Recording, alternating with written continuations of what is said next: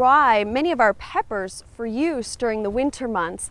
Oftentimes in those Southwest kitchens we see long strings of decoratively hanging peppers, and these are called ristas. This is a great way for storing and drying peppers. We usually use this with our hot peppers like chilies and jalapenos. Today I'm working with some Anaheims, and I'm going to use this same method for that. Now what we want to do is look for some peppers that are healthy. I have one in here that has some spots of disease. I don't want to dry this because that can just spread throughout the pepper and it might infect some of the others. So these we would want to discard.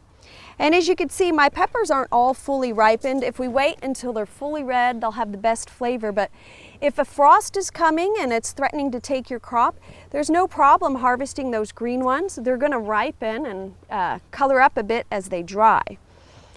So we're going to get a nice sturdy string. I'm using some hemp string. Dental floss makes a nice thread. We just don't want to use a real thin thread that will break. And you're going to need a large needle. And we're simply piercing the stem of the peppers. When you harvest these, you want to leave an inch or two of stem on. I like to cut them off of the plants. Now another thing we want to consider is space for airing.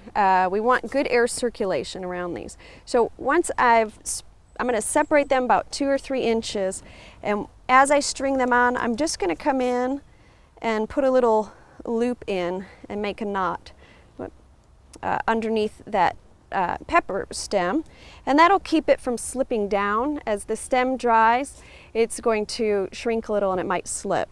And we're just going to continue to string these peppers up and make a nice decorative hanging. We want to put these in a warm area with good ventilation to dry.